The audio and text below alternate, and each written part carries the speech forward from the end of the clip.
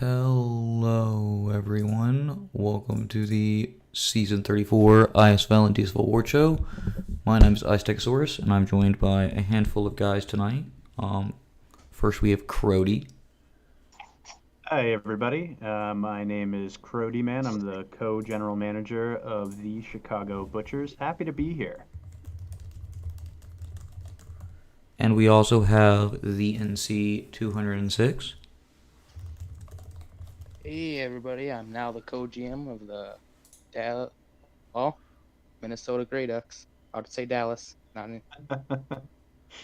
And finally, we have Unconfident, who seems to have passed the great beyond. I don't know if he can talk yet. I'm unconfident that he's here. No, But, Okay, had some Wi-Fi issues, but I fixed it. Now I'm here, so shouldn't be terrible. Nice. Hopefully. Nice. Well, welcome back. Thank you. we're going to try to bang this out tonight, guys. Give the credit to those who deserve good awards. We're just going to get a roll on unless anybody else has anything to say. No, I think we're ready to go. Let's do this. Alrighty. Well, first up, we've got Returner of the Year for the DSFL. From Tijuana, we have, I'm going to go Talon Ferens. From Kansas City, we have Zane Cold. From Bondi Beach, we have Simon the Frog. From Dallas, Orange Justice. And from London, Lewis Blondin. Anyone with any thoughts?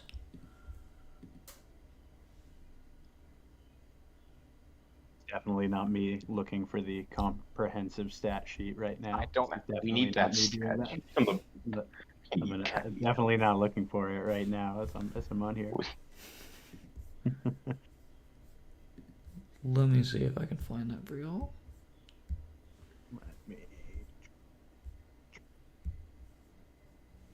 Regardless, it looks like Blondin has the third most kick return yards, with the most not being on the ballot. Zane Cold is in second. Blondin is the one that has the most with the most punt return yards, but he's followed closely by Ferens in kick return yards, and Ferens has more punt return yards. Both do have kick return touchdowns. I mean, touchdowns are great. It's definitely going to come down, in my mind, to one of the two with tutties. I tend to agree here.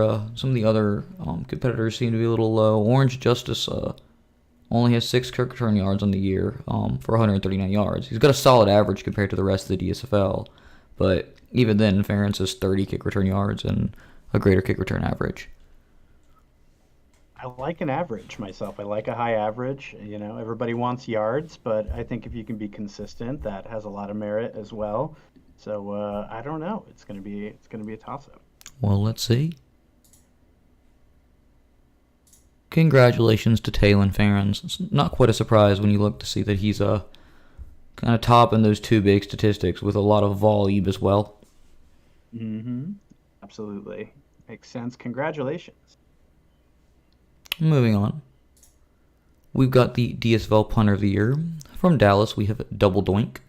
From Norfolk, we have Dorfus Jimbo Jr. From Bondi Beach, we have Alfonso dos Santos. From Minnesota, we have Theo Lariat. And from Tijuana, we have Ikeek the Football. I mean, it's a great name. It is a great name. Ikeek the Football. If that counted for anything, you know, he might get the nod here.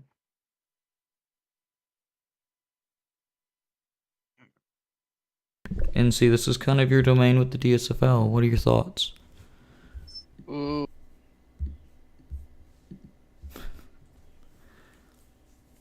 Looks like Probably very best here, but I think it's all in the name for Double Doink. Double Doink? All right. Double Doink does have the fewest punting yards of the nominees total overall, but does have the fewest punts. Her average is the highest, though. Yeah, 46.9 punting average. It's pretty impressive. With the least punts, they still have the tied for the most inside 20 punts. I think. No, I can't read it all. That's my fault. That's okay. That is okay. They labeled that stat really weird on the sheet. It does look it does look like she has a large amount of inside 20s for the amount of punts she took. Yes, it's not the same. Yeah, not the same. If it's not her, I generally do like Lariat to win the award. He's not far behind Dos Santos in total punt yards, but his average is a tick more, and he's almost got as many inside the 20. True. And tied for second with a 63-yard punt as well. So he's got some power. Oh yeah, 63 yards is quite some distance. Well, let's see. Certainly for the DSFL. Absolutely. Let's see who it is. Congratulations to Theo Lariat. Hey, there we go. Moving on. We've got the DSFL Kicker of the Year. From Minnesota, we have Theo Lariat. From Dallas, we have Double Doink again. From Bondi Beach, we have Alfonso Dos Santos. And making a return appearance as well is I Geek the Football from Tijuana. Yeah, looks like Theo Lariat, 88% field goal percentage made. That's pretty impressive. A good bit higher than most of the other nominees. Dos Santos is close behind, however. Hard to tell. Looks like 31 field goals made, or 31 field goals attempted with 27 made compared to 22 of 25. So comparable volume on that as well. But Lariat does have a smidge higher on the extra point attempts with 95.1% of his being successful compared to 94.1% of Dos Santos. Only two nominees with 100% on the extra point. That's Double Doink this year. Double Doink 100% for sure, but don't knock her for having a 75% field goal average when she's making all those extra points. It's pretty nice. She did hit 3 of 5 or 3 of 4 from 50 yards with a 52 long, which is the longest of the nominees on the ballot right now. Could be a dark horse. Could be. I do think that you're looking at Lariat or Dos Santos to win this. Just having that high field goal percentage is worth a couple of marginal percentages on that extra point. You're probably right, but hey, let's take a look. Let's see. And Lariat brings home the special teams double crown here with punter and kicker of the year awards for the DSFL. Congratulations to Theo Lariat. Next up, we have the DSFL Safety of the Year. From Norfolk, we have Adam Graves. From Kansas City, we have Titus Sampson. From Tijuana, we have Taylon Ferens again. From Minnesota, Tom Taylor. And from Dallas, Regina Ferrara. Safety is definitely interesting because voters are going to value different stuff because there's some strong safeties, some free safeties on here. Well, 1 strong safety and 4 free safeties, apparently. Absolutely. Looks like Graves does have the most total tackles, but I feel like those 0 interceptions are going to knock him a little when you're talking 3, 4, and 5 for the other nominees. Yeah, I mean, Ferens in coverage was outstanding with 5 picks and having 13 PDs, tied for most in the league. I mean, great coverage. I do like Taylor here. You're talking a similar amount of turnovers with 2 forced fumbles and 3 picks to Ferens, just 5 interceptions and 1 forced fumble. But you're also looking at about 14 more tackles. I could see either of the bring it at home right here. And catch rate, sub 50%. I mean, again, super impressive. Well, let's find out. Congratulations to Taylon Ferens. There we go. Moving on, we have Cornerback of the Year from Portland. We have Cobb Corning. From Dallas, Coutinho Mobley. From Kansas City, Russet Buster. From Kansas City, Art Deco. And from Tijuana, Donatello McTurtle. Deco. I'm gonna abstain from sharing too many thoughts here, as if you don't know them, my player is Art Deco this year. But I will say that I kind of hope that Cobb Corning wins this one, just so we can see that sweet render. Really great render. Cobb Corning has an impressive stat line. 3 forced fumbles, tied for the lead there. But Russet Buster, Deco, and Corning all have the 3 forced fumbles. But he also recovers 2, more than anybody in the league. 5 picks. tied for second with Donatello McTurnal and Russet Buster, while your player Deco leads in it. And 27 PDs, which would be good for tie for first in this with McTurtle. 1 touchdown as well, with Deco and McTurtle and Coutinho Mobley all getting 2.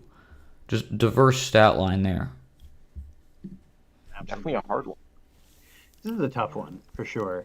I don't think anybody here would be remiss if somebody else won the award. I don't think so at all. Deco with that impressive stat line as well, forcing the most turnovers, but coming in with a few more PDs than the others. But does the touchdown potentially outweigh it? One way to find out. Congratulations to Russet Buster of the Kansas City Coyotes. Oh, that's my boy, Russ. Congratulations. Next up, we've got Linebacker of the Year. From the Portland Pythons, we have Tyrone Brackenridge Jr. From the Kansas City Coyotes, we have Ryland Bunnell. From the London Royals, we have Glenn Stockton. From the Tijuana Luchadors, we have Johnny Delusional. And also from the Luchadors, we have Mason Jones. Glenn Stockton, really, and Johnny Delusional. They both kind of stand out to me here. Especially Glenn Stockton, because they had 2 interceptions. 2 interceptions, 13 snacks.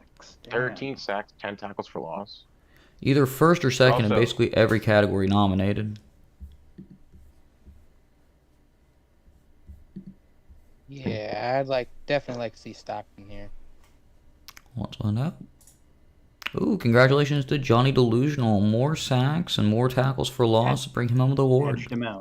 Edged him out with that 1 sack. They Congratulations. also had the safety. Look at that Safety. mustache, too. It's a great mustache. Is it drawn on? Who knows? Moving on. We've got Defensive Tackle of the Year. From Kansas City, we have Mac and Cheese.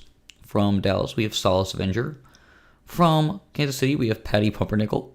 And from Portland, we have Mr. Freddy.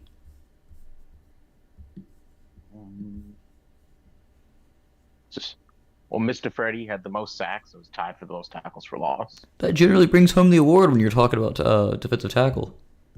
I mean, it's true. And, 5 TFLs. He did have 2 missed. Also had the most tackles as well. Also had the most tackles in total. I think this one seems pretty easy. Yeah, I would be shocked if Mr. Freddy doesn't bring it home. And he does. Congratulations to Mr. Freddy. Congratulations. Moving on. We've got Defensive End of the Year. From Bondi Beach, we have Draft Steele. From Tijuana, we have George Fantobins. From Minnesota, we have Johnny Den. From Kansas City, we have Chim Rickles. And from Bondi Beach, we have Abel Archer. Got both of the bookends for the Bondi Beach Buccaneers up for this award. I mean, Fantobins was a game wrecker for sure. 16 sacks, 4 forced fumbles. He got one of those fumbles as a recovery. I mean, 62 tackles leads the group as well. I mean, it's 13 TFLs. He leads in basically everything. He's tied for second. just absolutely dominant at this level for sure. Double the tackles of or almost double the tackles of Chim Rickles, also nominated. I would be surprised if this isn't Fantobins. And it is. Congratulations to George Fantobins. Congratulations. Congratulations. Next up, we have Offensive Lineman of the Year. From Bondi Beach, we have Franz Udo Coleman Kaiser. From London, we have Dane Johnson Jr. From Tijuana, we have a kicker. From Tijuana, we have Larry Jenkins. And from Tijuana, we have Swantavius Payne. Tijuana's got some real hog mollies this year. Yeah, for sure. Be lucky to be their quarterback, man. Let's see. We do see Udo Coleman Kaiser leading the group with 77 pancakes. So that's a lot of short stacks, but he did allow 4 sacks. Dane Johnson's comparable with 67 pancakes and only 1 sack, but he was playing guard. No, he was playing tackle. That's 14 games played. That's games. I'm a moron. Ignore what I said. It's okay. With that in mind, I would be shocked if this isn't Dane Johnson. He's tied with a kicker with 67 pancakes with just less sacks allowed. Those 4 sacks allowed for Coleman Kaiser probably outweigh the 10 extra pancakes. I think so, yeah. And I mean, having the 1 extra penalty over Kaiser, I don't think is going to hurt him that much either. It's 10 yards, but I mean, he'll add 3 less sacks. Yeah, like if I'm at IHOP and my server tries to pummel me into the ground 3 extra times in return for 9, 10 pancakes, I'm not agreeing to that trade. Why go to Waffle House? Although they don't have pancakes at Waffle House. I do agree Waffle House is superior, but that's a debate for a different time. That is. Congratulations to Dane Johnson Jr. Next up, we have tight end of the year. From Kansas City, we have Virginia Emmett. From Bondi Beach, we have Nacho Macho Man. From Bondi Beach, we have American Boot. And from Portland, we have Barry Badman. Well, Virginia Emmett posted a 1,000-yard season, which is absolutely mind-boggling. Wondering if he played a position a bit. I think he did, but still taking nothing away from him. I mean, was clearly KCC's dominant pass catcher, I would say. So there's some respect there. I mean, also 51% of his catches went for a first down, which is pretty money. Does look really good on here.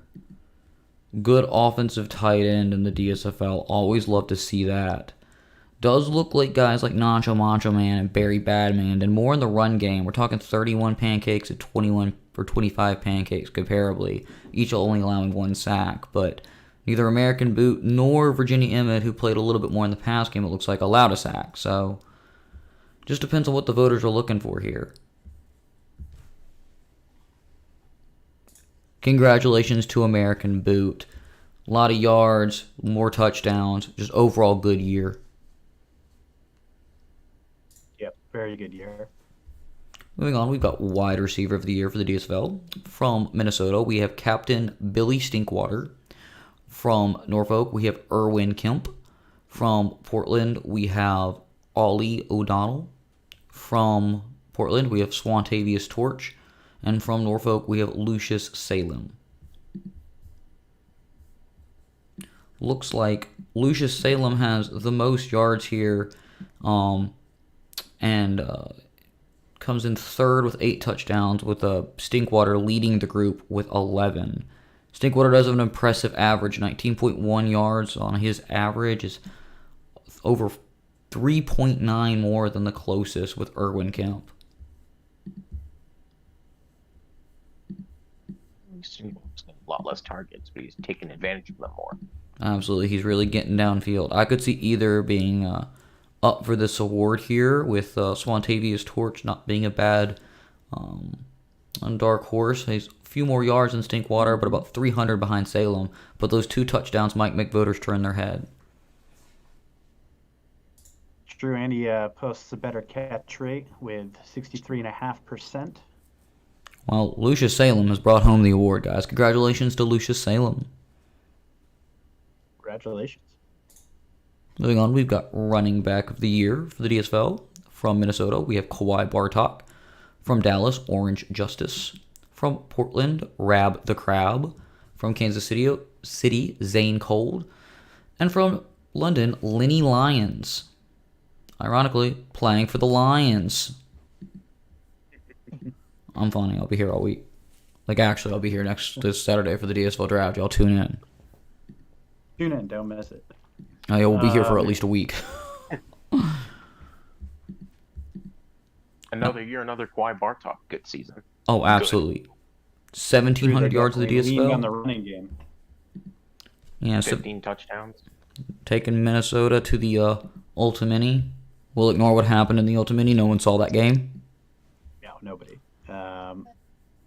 Ripped off a 77-yarder as well for longest rushing, longest single rush this season. I mean, Zane Cold also had a very solid season. I mean, posted 13 touchdowns, 5 yards per carry. I mean, that's... They had a bit more of a receiving game as well than Bartok did. Mm-hmm. Yeah, I mean, I think that almost 2,000 yards is going to seal the deal here.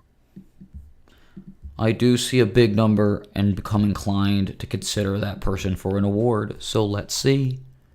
Ooh, we went backwards. Congratulations to Zane Cold coming out of left field here. About 300 less yards than Bartok. A couple less touchdowns, but a higher average. More yards in the receiving game, too. Congratulations.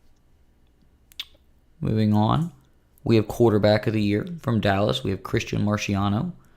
From Bondi Beach, we have Bageshwari Singh. Something. From Minnesota, we have Owen Farrell. From Tijuana, we have Elisar Jones. And from Norfolk, we have Osmataz Buckshank.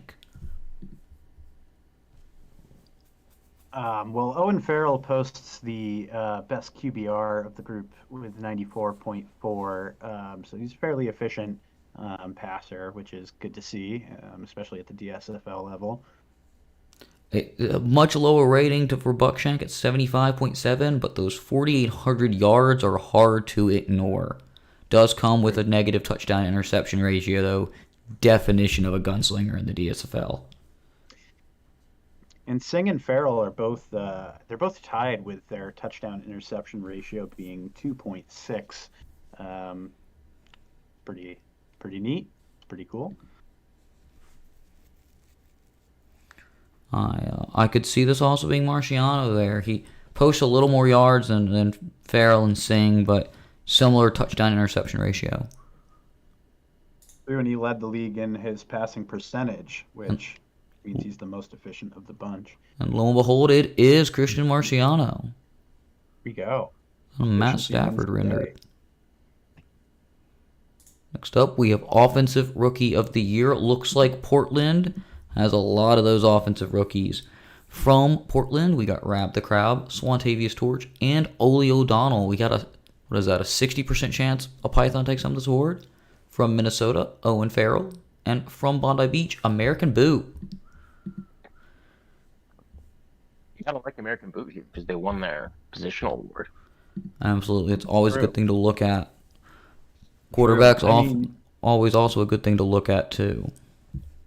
Yeah, and being the rookie to come in, rookie QB, and posting the best QBR is pretty impressive as well. So even though he didn't win his positional award, I could see him getting the nod here just for having such a dominant season at a tough position in his first year. Well, let's see. It is Rab the Crown, one we didn't talk about, but had an incredible year at a running back. 14 touchdowns, 1,000 yards on the ground. Such a good render. Congratulations, Mr. Crab. Or, excuse me, Mr. The Crab. Next up, we've got Defensive Rookie of the Year. From Tijuana, we have Donatello McTurtle. From Bondi Beach, we've got Draft Steal. From Tijuana, we have Johnny Delusional. From London, Glenn Stockton. And from Kansas City, Art Deco.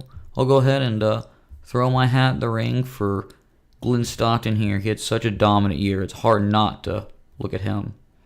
Absolutely. Art Deco, not a bad shout either, I don't think. No, definitely a good shout there. 6 picks, 2 touchdowns, all over the field. Congratulations to Johnny Delusional. Our spidey senses are off tonight, guys. Congratulations.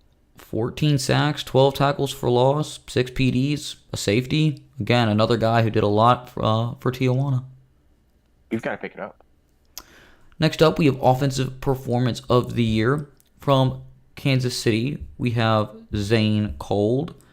From Bondi Beach, we have American Boot. From Tijuana, we have Elisar Jones. From Minnesota, we have Captain Billy Stinkwater. And from Portland, we have Swantavius Torch. Looks like Zane Cold in Week 10 had 26 carries, 185 yards, 2 touchdowns, 5 kick returns for 84 yards. In Week 4, Swantavius Torch had 6 receptions, 161 yards, and 2 touchdowns, and 2 kick returns for 31 yards. Let's see. Billy Stinkwater in Week 5 had 6 receptions, 140 yards, and 2 touchdowns. Elisar Jones in Week 10 went 24 for 30 with 275 yards and 5 touchdowns with no picks. And I think 144.4 is a perfect QBR, or at least close. And then American Boot in Week 8 with 4 receptions, 206 yards, a 51.5 average with a long of 73 and 2 touchdowns. Yeah. 51.5 average at tight end. That's pretty nuts. I mean, all these guys have great games, right? But that's outstanding, especially as a tight end. I could see it go to LSR Jones though, Really for good QB posting game a right near there. perfect, near perfect QB game, 5 TDs. Not easy to do. And even then, Zane Cold with the 200-yard game as well, just like American Boots. It really depends how the voters feel, I guess. I'm subtly rooting for American Boot here because that's just an absurd tight end game, but a lot of good contenders. Congratulations to American Boot, though. Having a great day with some awards.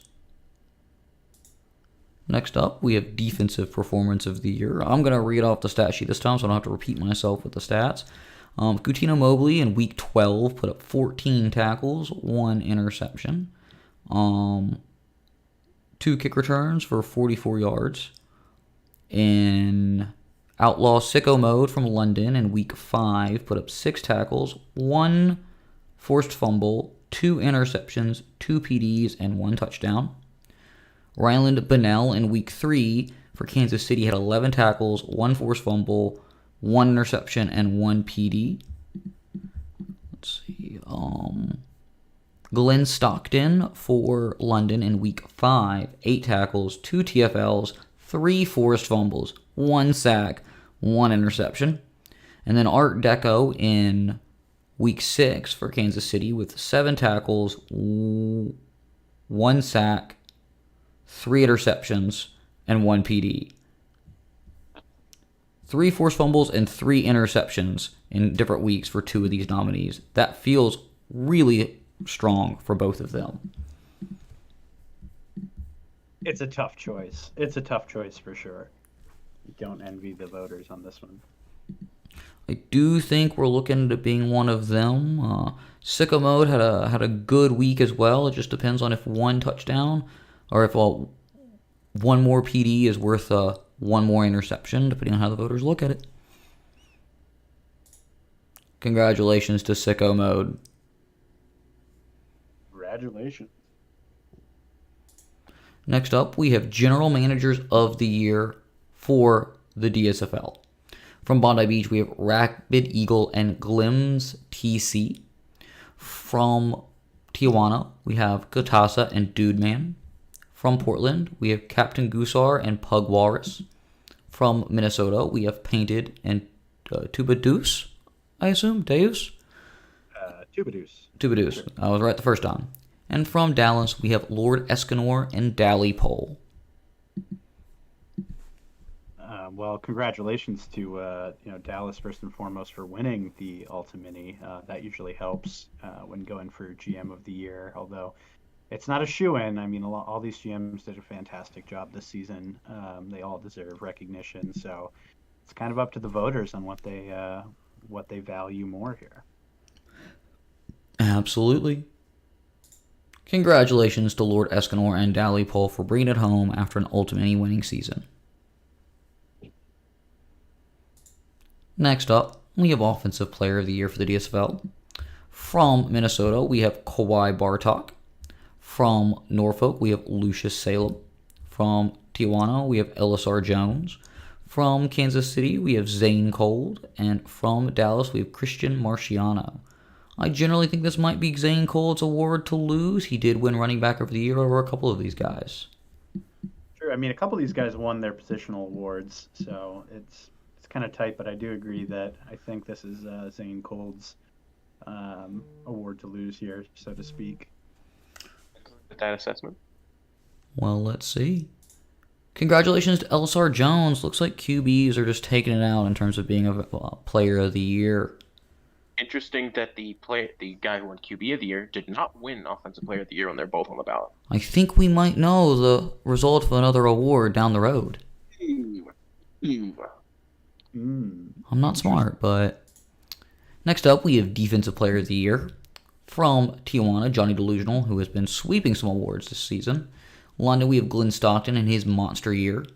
Dallas, we have Coutinho Mobley. Tijuana, Mason Jones. And Kansas City, Russet Buster. Johnny Delusional's been walking away with them, and I feel like I've picked somebody other than Johnny Delusional the last couple times he's been up here, and I've been wrong. So this time I'm going to hedge my bets, and I'm going to say that it's probably Johnny Delusional, though shout out to Big Russ in Kansas City. He's a great guy, great player. I do like all of these guys. I am going to be like you and ride with Johnny Delusional. He's been sweeping the awards, and it seems like the voters have their eye on him this year. You know what? I'm gonna stay on the Glenn Stockton train just to be different. Nice. And Katino Mobley, we're all wrong again. Oh my God! My suck. favorite thing about Katino Mobley, I believe, is that they don't have Discord, and so when we were They will looking never know that they won this award, probably. yeah, and when we were looking at maybe taking him in the draft in the ISFL, we couldn't find him on Discord, so we just started calling him Mystery CB. And now look at him, Defensive Player of the Year, Mystery CB. 91 tackles, 2 forced fumbles, 4 interceptions, 23 PDs, and 2 touchdowns. Only player with 2 touchdowns. Only player with, or the player with the most PDs and only 1 interception behind Russet Buster. Interesting to see him win Defensive Player of the Year while Russet Buster brought home Cornerback of the Year, however.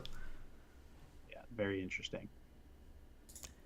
Next up, we have the most dedicated member for the DSFL. We have Stein and Murr.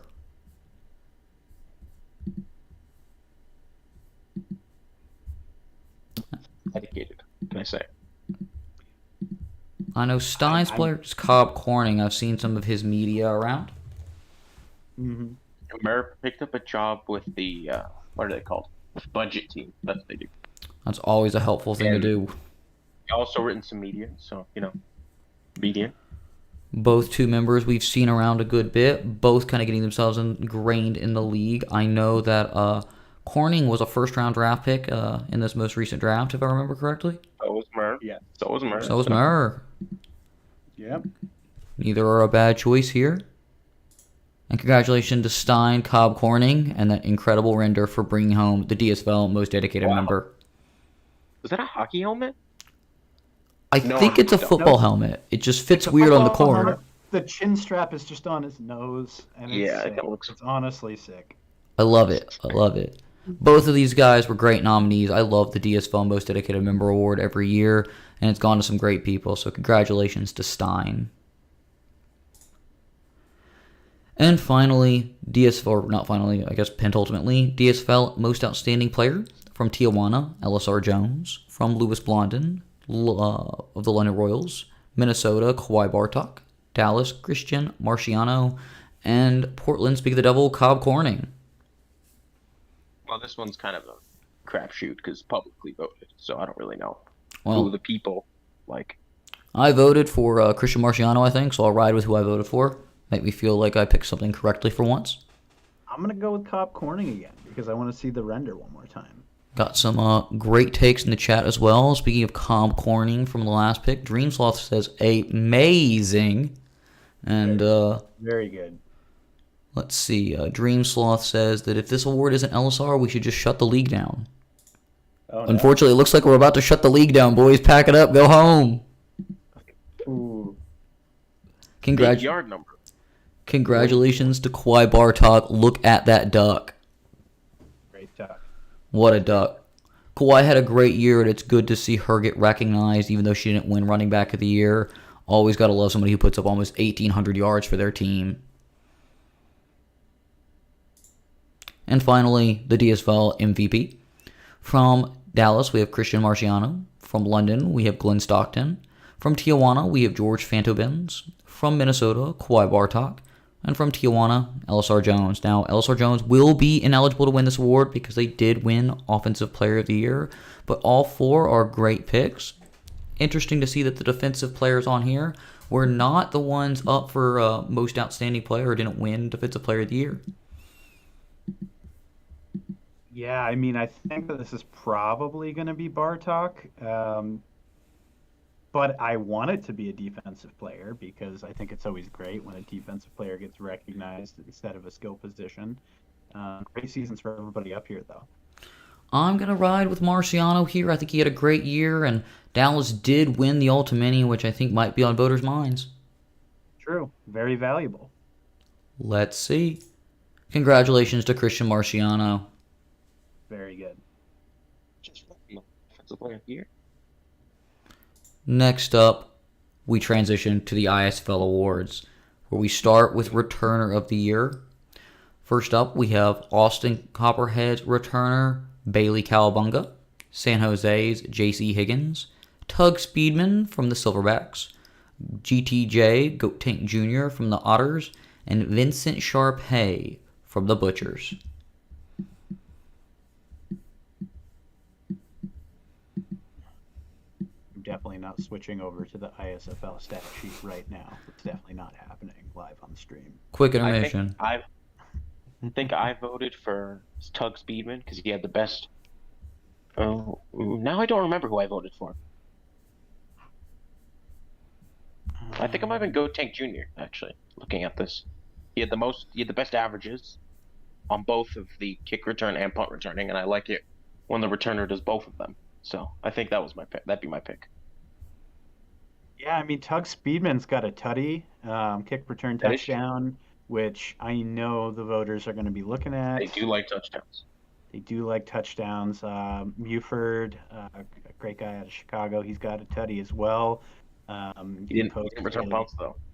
He didn't return punts. You're right. You're right. So who are we riding with, guys? Moment of truth. Give me some predictions. I think it's probably Tug. I'm biased. Tug is on my team. I am a member of the Silverbacks, or I guess my former player was, and I think he's a very deserving award winner. It's gonna be one of 3 we didn't pick. Or 2 we didn't pick. Let's see. It's Tug Speedman of the New York Silverbacks. Okay. Next up, Punter of the Year from the Otters. We have Dallas Dole, recently off his DSFL GM of the Year award. From Colorado, Lux Opal. From Yellowknife, Blago Kokot, recently retired. Congratulations to him. And Chicago Butcher's own Levy Tate.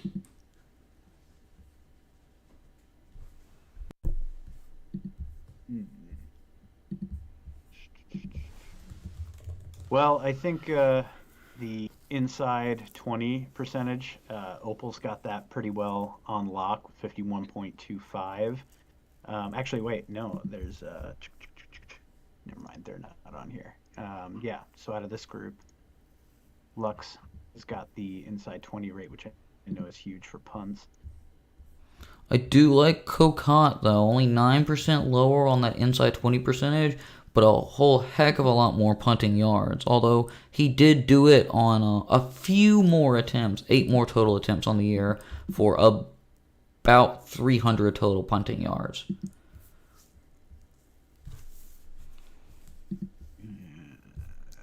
Opal with a 68-yard long as well. Dallas Dole with the longest punt, though, 71 yards. There you go. Definitely eating his Wheaties for breakfast. I do think Lux Opal gives us a good combination of inside 20 and yards, so that'll be my pick. And let's find out. Congratulations to Lux Opal from the Colorado Yeti. Next up, we have Kicker of the Year, and it's the same 4 nominees. So will this award go like the DSFL punter kicker and have Lux Opal bring home both like Theo Lariat did? What are we thinking? Kind of hope so, because it's a great Laura Palmer render. I mean, Twin Peaks, fantastic. Love to see it. Great graphic. She does have a really strong extra point percentage. Dallas Dole is the only one of the nominees with 100% on the extra points, but did only hit 78.6% of those field goals, while Opal hit 90.3%, the highest of the nominees. I mean, shout out to Levy Tate, the returning kicker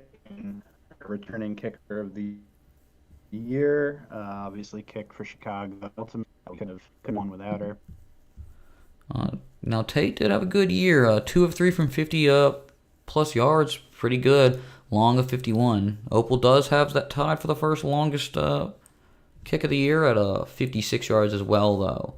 I think I might have to take Opal for the repeat.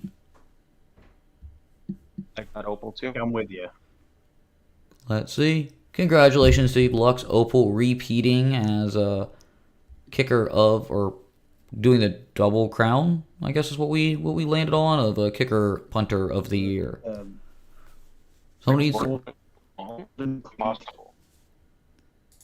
next up. We have safety of the year from Austin. We have Zacharias Smith the fourth. Unconfident, or if you're here, could you make me confident in my pronunciation? Zacharias Smith the fourth. Love it, thank you. From Yellowknife, we have Jay Spears. From New York, we have Lawrence Miller. From San Jose, we have Orpheus. I'm not going to try that throughout this. I know he's going to be a lot of ballots. Can't. My tongue won't do it. And from New Orleans, we have Amari Springer. Is it Zargiros? Zargiros? I might be able to do that one. I don't want to mispronounce somebody's name. Orpheus Zargiros. That sounds right. We'll roll with it right now. What are we thinking, guys?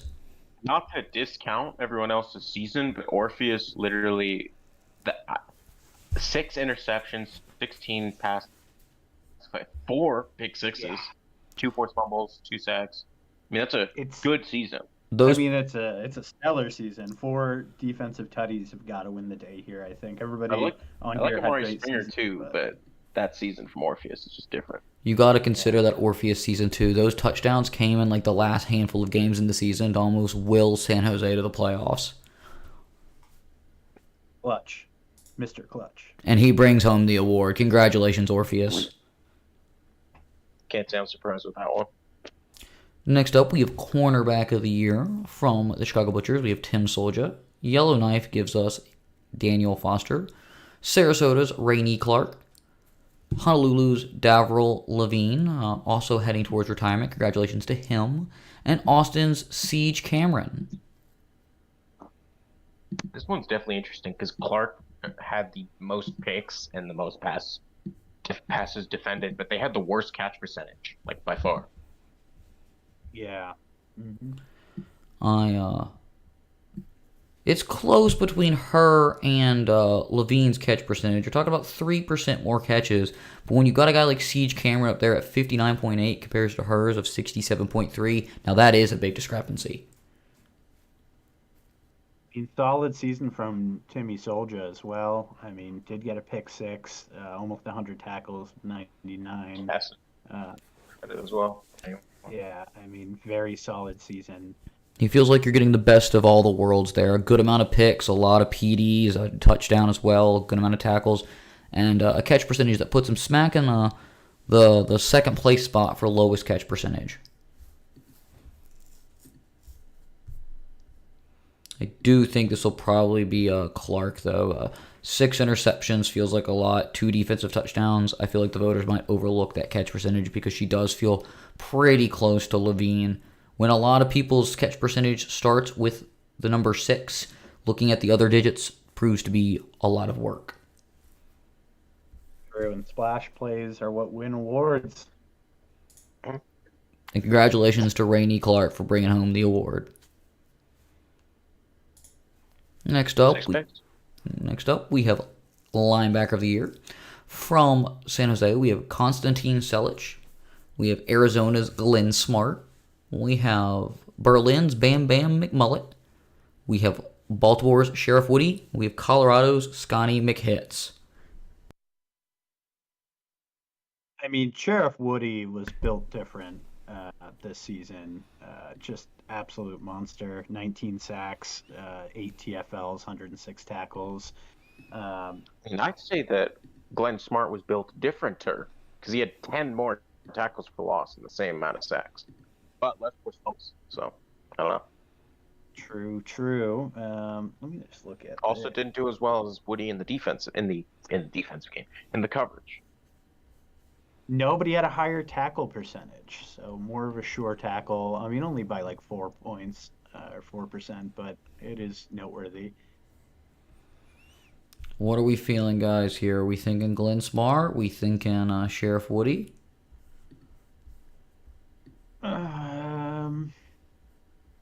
Yeah, I'm gonna go with my gut, and I'm gonna say Sheriff Woody. I'm gonna stick with it. That Probably year for wrong. Sheriff Woody is out of this world. 8 forced fumbles is a lot, but Glenn Smart's got the same amount of sacks and more TFLs, almost double the amount of TFLs. Did I say 10 more? Did not mean that. Well, let's find out. Congratulations to Glenn Smart of the Arizona Outlaws. The absolute state of Crody man right now. Next up, we have Defensive Tackle of the Year. From Philadelphia, we have Honky Tonk Haywood. From Arizona, we have Chuck Roth. From Colorado, we have Emperor DePingu.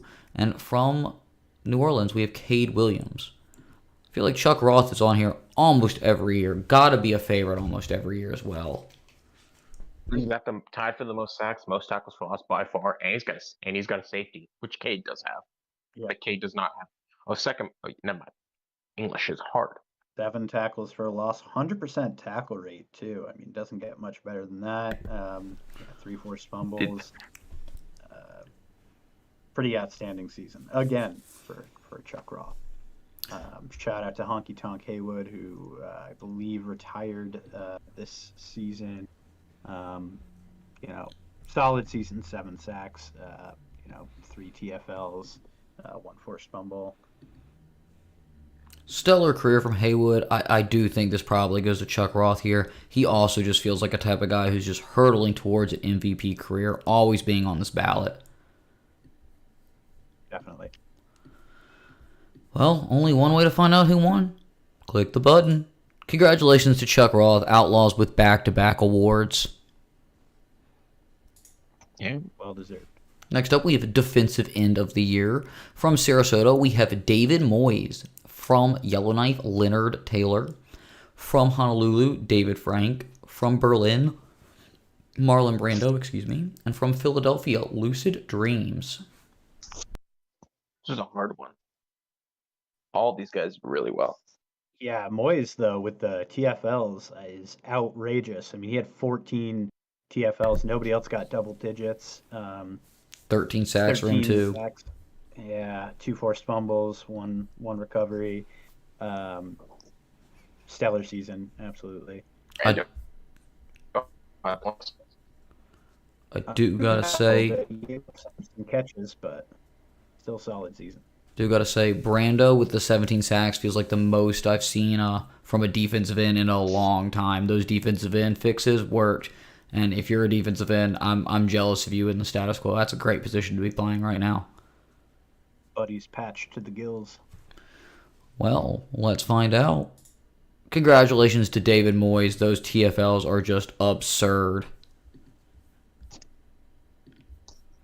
Next up, we have Offensive Lineman of the Year. From Colorado, we have Manhattan Project. From Arizona, Bernie Sanders. From Honolulu, Beniri Dechwama. Close enough. From Sarasota, Stumpy Jones. And from New York, some scrub named Bob Roberts. I'm throwing my hat in the Bernie Sanders camp because I'm from Vermont. I'm in Vermont right now. And I'm going to vote for Bernie Sanders because I did vote for Bernie Sanders. So it's great. But also incredible season, 138 pancakes, 1 sack allowed. You can't really ask for a better season than that. Maybe just not allowing a sack, but still only 1 is super impressive. But you can look at Stumpy Jones with the same amount of pancake to Sanders' 5 penalties for 50 yards. I think it is worth noting as well, if I'm correct, Manhattan Project played interior offensive line, so although he only has 87 pancakes, no penalties and no sacks allowed.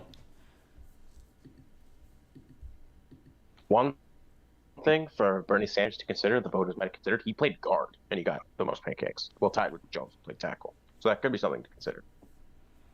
Well, we'll find out. And it is Stumpy Jones. Look at that tree. Congratulations, Stumpy. Very good. Penalties. I will say apologies to everyone on the stream. I did just get an error message that YouTube is not receiving enough video to maintain smooth streaming, and as such, viewers will experience buffering. Hopefully that does resolve itself soon. I'm going to set this desktop as my priority device on my network right now, and hopefully that clears it up a little bit. Moving on, though, while I get that fixed, we have tight end of the year. From Sarasota, we have Mario Messi. From San Jose, we have Deshaun Payne. From New Orleans, we have Rex Crenshaw. From Philadelphia, we have Buffalo Hunter. And from Baltimore, we have Leonard Graff. Tight end is always fun because you got to evaluate both the things that they do. Buffalo Hunter led the group with 69 nice pancakes, with only one penalty for 5 yards. That's pretty good. And they weren't bad in the receiving game either. 728 yards, 3 touchdowns. Yeah. With that said, though, Penny, pure receiver, 981 yards, 9 touchdowns. That's pretty good. Yeah, with a nice 42.5% first down receiving rate, which is pretty nice, moving the chains. Well, let's find out, guys. Congratulations to Deshaun Payne from the San Jose SaberCats. Next up, we have wide receiver of the year. From Austin, we have Sam the Onion Man. From Colorado, Cole Maxwell. From Austin as well, Bailey Cowabunga. From Colorado as well, Jason Waterfalls. And from Sarasota, Salim Spence.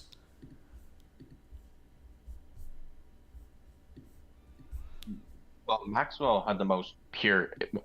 He had 1,800 yards, nearly 1,900 receiving yards. That's pretty impressive. Solid catch percentage at 62%. Salim Spence leads all of them with an almost 80% catch percentage. That is huge. That is absurd. Wow, that's actually absurd. That's crazy. That's pretty nuts. Pretty nuts. Sam the Onion Throw Man him gets the nod for most tutties with 15, which is, I believe, 3 more than anybody else. That will definitely boost his chances. When you have a player with almost 400 more yards receiving, though, I think it's hard to ignore Maxwell here. I feel like the voters are going to look at that number, see how big it is, and go with it. It's just, I mean, that's almost 4 games worth more yards for him than any of these receivers on the averages. Let's see. Cole Maxwell does bring home the award. Congratulations to Cole Maxwell. Next up, we have running back of the year. From Berlin, we have Goat Tank. From Sarasota, we have John Huntsman. From Honolulu, Cobra Kai. From Arizona, JQ Jr. And from Orange County, giving us a little father-son action, we have Goat Tank Jr. This is a competitive award for sure every year, but this year especially. This year, the top 5 running backs were just busted. Because Goat Tank Jr. has the lowest yards with only 1,000 on the ground, but he put up another 1,000 in the air. Right. JQ. Each one of these, each of these players is approaching 2,000 yards scrimmage. It's absolutely absurd. I mean, each of these guys is the lifeblood of their offense, pretty much. I mean, Huntsman for sure. I mean, Goat Tank Jr. for sure. All of them. They're all. This makes it a very difficult thing to try to guess who's going to be the one taking home the award. I mean, Huntsman 23 touchdowns is the most of anybody here. So I think if you need a tiebreaker, just touchdowns is nice. Well, let's see. JQ Jr. brings it home. Him and Huntsman, just such similar years. 1,600 yards to 1,300, almost 1,400 on the ground. 19 touchdowns to 18 touchdowns. 480 yards in the air to 540 in the air. 2 touchdowns in the air, 5 touchdowns in the air. Some of these running backs were just busted. Next up, we have quarterback of the year. From Colorado, we have Live, Laugh, Love. From Sarasota, Carter Knight. From NOLA, is he really invisible? From New York, Malcolm Savage. And from the ultimate winning Chicago Butchers, Casimir Oles Jr. What are we thinking, guys? Well, Carter Knight had the best, passer rating and completion percentage. He was reliable, but if you like the big numbers, Live, Laugh, Love is your guy. Sure, yeah. But also, you can't ignore Malcolm Savage, or is he really invisible with their ground game? You can't ignore that. Both really good. Live, Laugh, Love, you're getting the volume, but you're getting the turnovers too. 26 total turnovers on the year. Lowest in this is going to be Savage with only 10 between his rushing and his interception, his fumbles and his interceptions. But like you said, Carter Knight, just as Salim Spence had an almost 80% catch percentage, Carter Knight sitting here with a 70% completion percentage. You found the other half to that equation. Whew. What are we thinking, guys? I'll take Knight. I mean, I think volume gets it. I think Is He Really Invisible is going to get some, or I'm sorry, Live, Laugh, Love is going to be getting some love here. I'm going to ride or die with my boy Moosey, Malcolm Savage. Got to support the home team. And Malcolm Savage brings it home. Wow. I was completely off on the DSFL awards, but these ISFL awards I'm knocking out. Congratulations to Malcolm Savage. Next up, we have Offensive Breakout of the Year. From Chicago. Oh, boy. Bailey, you're my boy. Can't do that first name. Lord Rasombre for the last name. From San Jose, we have Deshaun Pinay. From New Orleans, Is He Really Invisible? From Honolulu, Beniri Tichuama. And from Austin, Johnny Patey. My DSFL guys gave me some easy names to say this year, and the ISFL just said, hold my beer. Well, I think Rejoinez Lord Sombre, I think that's how you say it, Bailey. I mean, he had a huge breakout for us at wide receiver. Tripled his receiving yards. Yeah, I mean, was much more of a wide receiver 3, I think, last year, and really took the leap this year. We were really fortunate to have a really potent group of wide receivers, and Bailey definitely caught a lot of Oles passes. So I'm a little bit of a hometown bias here. I just think that's super impressive. I mean, Patey also doubled his yard production, and Is He Really Invisible? He didn't get that many yards, but the touchdowns, passing-wise, just really bloomed. Well, let's find out. Congratulations to... how'd you say it? Rejoinez?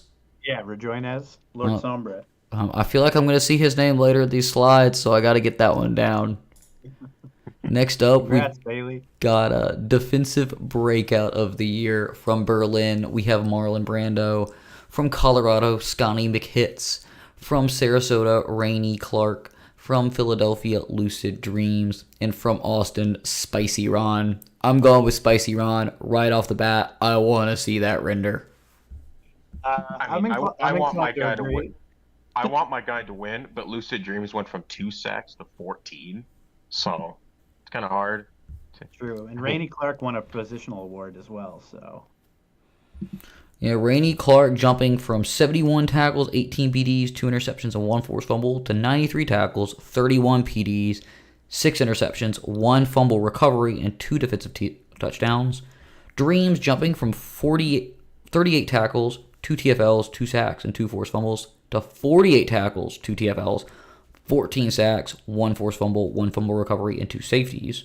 Spicy Ron going from 54 tackles to 88, 3 sacks to 9, no TFLs to 6, 7 PDs to 8, 3 forced fumbles to 2, 1 fumble recovery to 1, no interceptions to 2, and no safeties to 1, and no defensive touchdowns to 2.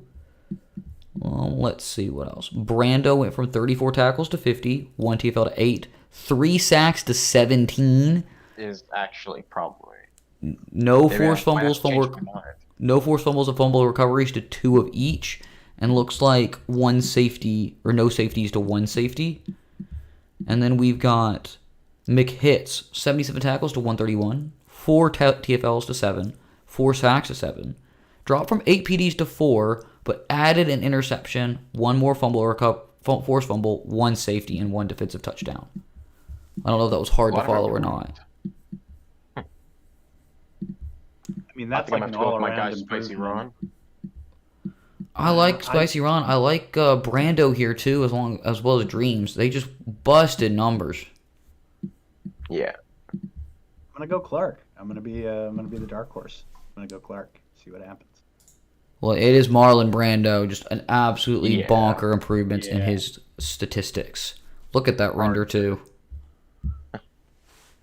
I mean, if a guy like that's showing up trying to get to your quarterback, how do you not let him by? Dude, straight up, there was a kid who looked exactly like this kid or this guy in size in my middle school lunchroom, and a bunch of schools in town recruited him to play football. He ended up going to play football for one of them, and then quit a couple of years in to go be like a performer kid, like a speech and debate type guy. Interesting. He was massive. Nicest guy you'll ever meet, too. Next up, we've got Offensive Rookie of the Year. From Colorado, we have Live, Laugh, Love.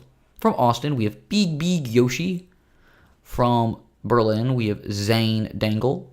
From Philadelphia, DeAndre King. And from Orange County, Molky Koivu. What are we thinking, guys? I mean, Well, Live, Laugh, Love posted some outrageous numbers. I think they led the league in passing, and as a rookie quarterback, that is just such an impressive feat. Can't take anything away from that. I think my second year would be Moki Koivu at tight end. That's some solid numbers, you know. Let's talk about Big Yoshi. Yeah, give the offensive line some love here. Yeah. That's true. Let's get my guy Big Yoshi an award. 83 cakes, did allow 6 sacks, but is in a rookie year, 5 penalties for 47 yards. Just overall good year for a rookie on the offensive line. Yeah.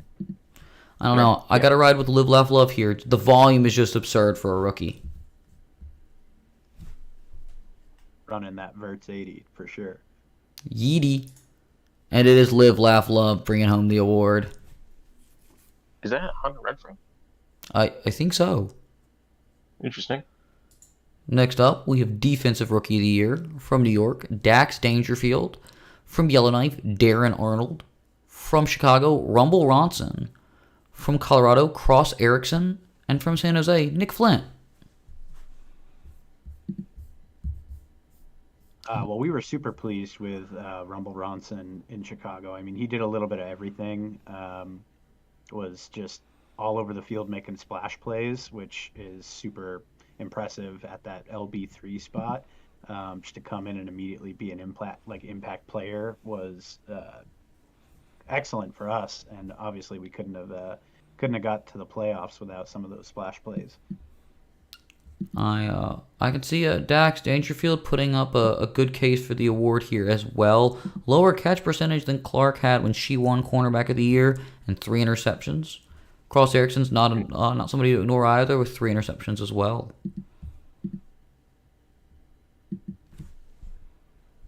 Predictions, guys? Anybody got any thoughts?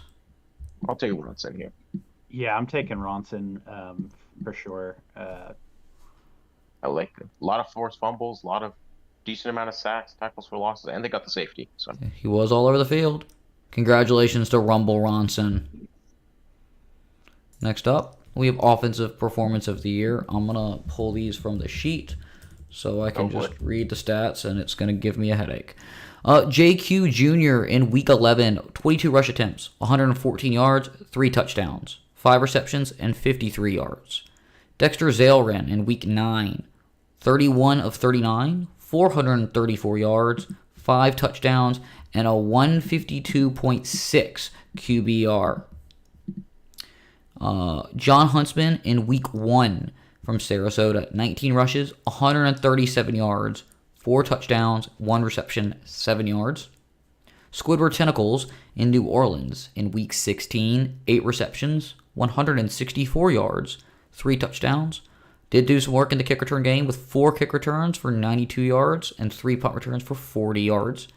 And then Goat Tank from Berlin in Week 4, 20 rushes, 231 yards on the ground, 2 touchdowns, 4 receptions, 12 yards, and 2 touchdowns.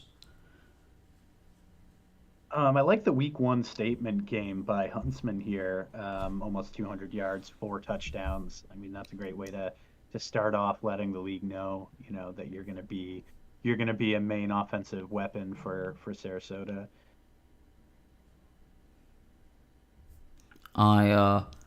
I can agree with that there. Hard to overlook Goat Tank, though. 231 yards on the ground. It's much higher than I can count.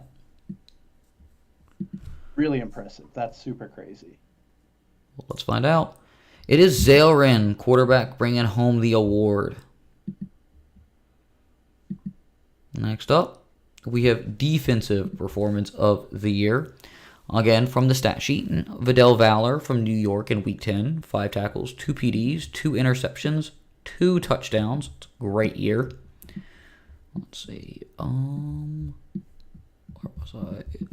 Spicy Ron from Austin in Week 7. 3 tackles, 1 sack, 1 forced fumble, 4 PDs, 1 interception, 1 touchdown. McHits in Week 14 from Colorado. 12 tackles, 2 TFLs, 1 sack, 1 forced fumble, 1 fumble recovery, and 1 touchdown. Sheriff Woody from Baltimore in Week 16. 12 tackles, 2 sacks, 3 forced fumbles, 2 fumble recoveries. Taylor from Yellowknife in Week 11. 12 tackles, 1 TFL, 1 sack, 2 forced fumbles, 1 fumble recovery. I've got to pick between Sheriff Woody and Vidal Valor here. 3 forced fumbles crazy, but so is 2 interceptions and 2 TDs. Yeah, I mean, getting those 2 touchdowns really helps Valor here. I mean, I think Woody had a complete game, so it wouldn't be surprising if they walked home with this award. But I mean, 2 pick sixes is you're really putting the game on your back when you do that. I am experiencing the buffering again, guys. Should resolve itself in just a minute. Let's see. Congratulations to Vidal Valor from New York for his performance in Week 10. 6 is pretty good. Yeah. Hard to turn down him scoring a couple times. Next up, we have General Managers of the Year from Honolulu. We have MM Flex and Ice Bear 32. From Chicago, the CC and our very own award stream, Crody Man. From Arizona, we have Crunk and Z-Wiz. From Berlin, DeWalt 27 and Eldorian. All 4 of these teams, sets of GMs, are very deserving. Berlin, really, some people thought they were going to have a down year this year, and they came out and made the playoffs. Arizona is always consistently good. Chicago got over that hump and finally brought home the Ultimates. And Honolulu's been putting together quite a good dynasty the last couple of years and made some moves around the deadline to really give themselves a shot at getting there. Yeah, really, any of these GMs, I'd be happy seeing win General Manager of the Year. The only downside if Chicago takes the award is I've got to share it with CC, so I'll have to get over that if that happens. But really incredible season for Berlin, like you said. A lot of people didn't think that they were going to be as competitive as they were this season, made it to the playoffs, put together a great team as usual. And I definitely agree that Honolulu's been putting together something of a dynasty these last few seasons. So it's really anybody to win here. Well, let's find out. From Chicago, we have the CC and Crody Man. Crody, I'll give you 15 seconds for your acceptance speech before I play music to get you off the stage. That's awesome. Thank you. Happy to win the award. Really, it's just a testament to our locker room, our players. I mean, we experienced some down seasons during our rebuild, and I think the hardest part of any rebuild is just trying to keep your players motivated, keep them earning, happy, consistently involved with the league. And this award is much more of a testament to the players than it is to, I think, just CC and I. So this is a win for the entire Chicago locker room. Congratulations, guys. Next up, Offensive Player of the Year from Colorado, Cole Maxwell. From Sarasota, John Huntsman. From New York, Malcolm Savage. From Arizona, JQ Jr. And from Orange County, Goat Take Jr. What are we thinking, guys? I'm thinking that JQ Jr. is going to win MVP. So Yeah. I would give this to John Huntsman. I can agree with that logic. I could also see Savage taking it home with them wanting to get a quarterback at least one of the awards. That is true. That is true, although I think I agree that JQ is probably going to take home MVP, and so I'm going to go with with Huntsman, who also just had an outrageous season as well. Well, let's find out. Congratulations to John Huntsman for his Offensive Player of the Year award. Next up, we've got Defensive Player of the Year. From San Jose, we've got Orpheus. From Sarasota, Rainey Clark makes another appearance. From Arizona, Glenn Smart. From Chicago, Dexter Hall. And from Baltimore, Sheriff Woody. Funny that they got Dexter Hall was not on linebacker of the year, yet here he is on defensive player of the year. That is interesting. Yeah, it is pretty interesting, isn't it? Funny how that worked out. Well, Hall had a great season. I'm not sure why he missed the linebacker ballot. Definitely the heartblood of our defense. It's good to see him getting the nom here. Well, let's find out. I think this might be Orpheus here. He had such a good year. And it is! Congratulations to Orpheus on Defensive Player of the Year. Those 4 touchdowns almost get San Jose to the playoffs. Hard to ignore. Definitely. Next up, the ISFL Most Dedicated Members. Let me ping CC. I know he wants to... it's not CC, CK. He wants to hop in here for a second. But we have Laser, Mag, Russ Drives the Bus, and Katasa. I mean, all of these guys have put in so much work to make the league what it is. So, I mean, they're all deserving in my book. Mag does a lot of that, back-end budget work. Some of the stuff that I think goes under-heralded because it's not the most front-facing activity. Laser's been doing sim team and update stuff for about as long as I could remember. I've at this point lost track of what Russ doesn't do. We've gotten to the point where I think we need to measure his contributions and what he doesn't hold.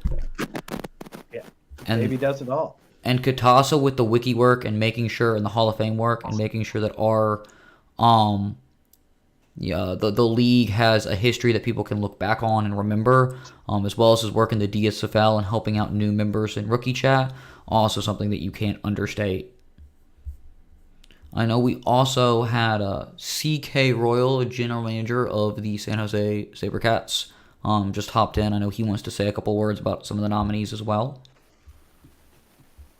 Yeah, thanks for having me. Give me 1 second, CK. Let me turn you up. You are real quiet on my end. Yeah, I can't hear you at all. Okay, I've jacked you all the way up. This is as loud as I can make you. Yeah, thanks for having me. I just wanted to say a couple things. Russ Drives the Bus by co-GM. He is an absolute machine. I mean, all the work he does in scouting, pitching free agents for me, for our team, everything he does as a rookie mentor with the prospect bowl and everything. He's in the casino department as well. He has his hand in every facet of this league, and I don't know that there's anyone that genuinely loves this league as much as he does. No, I agree with that. Plus, he's cute, so that helps. Being cute explains it. This is why I've never really won an award. Congratulations to Russ Drives the Bus. The Potato Brings Home Most Dedicated Member. Congratulations, Russ. Let's go. Congrats, buddy. You deserve it. Well deserved. All of those nominees deserve it. Every year, I know that there are a lot of ideas people throw out for Most Dedicated Member because there are a lot of people who put their time and energy into making sure the league functions and is a success. Some in more front-facing roles, some in more back-facing roles, but everybody does their part to make sure the league is great. Next up, we have Most Outstanding Player. From Colorado, Live, Laugh, Love. From Sarasota, Carter Knight. From Arizona, JQ Jr. From New York, Malcolm Savage. And from San Jose, Orpheus. What are we thinking, guys? I said earlier who I believe. I believe it's going to be JQ Jr. For Most Outstanding Player and MVP?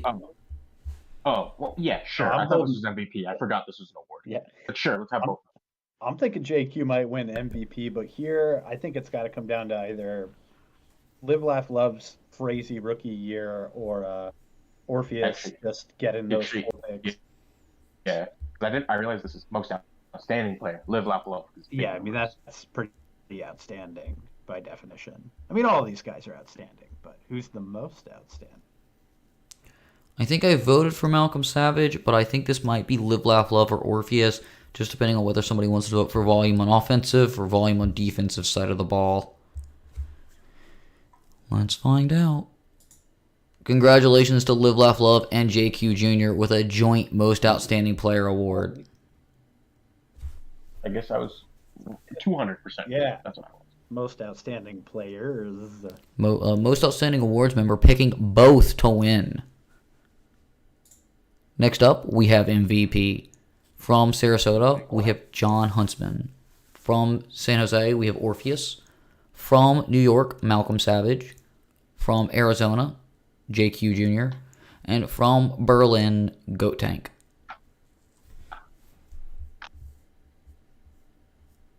All great seasons. I still think this is JQ Jr.'s award to lose here. Take on running back of the year? No, he wasn't. That's fun. I can see this being any of these guys. Orpheus are ineligible for the award, so I do think JQ probably brings it home over Goat Tank. But it really could be any of them. There's not a bad pick. They all were valuable to their teams in different ways. Congratulations to JQ Jr. Well deserved. A history tidbit I'll have to find an answer to later. I wonder how many people have won MVP on two different players, because at this point I think Oprah would have done it on both junior and senior. Very cool. Very cool. Very impressive. And that is it. We've made it to the end. I think an hour 20 is a pretty solid time for an award show. Congratulations to everybody who won, and thank you to all the voters, awards team members, events team, etc. that put the time into making this thing such a success. Thank you to all of the awards hosts who came out. And in the future, if anybody ever wants to be an awards host, I'm the guy to DM, or Infinite is, before the stream. Any of y'all got anything to say to close us out? This has been great. Congratulations to all the nominees and all the award winners. You're all winners in my book, regardless if you got hardware or not. Thanks for tuning in, and don't be shy. Join the next stream if you get a chance, if you want to. Thank you all. I will see you Saturday at 1 p.m. Do not forget the change in time for the DSFL awards draft, or DSFL draft, not awards. We got 120-ish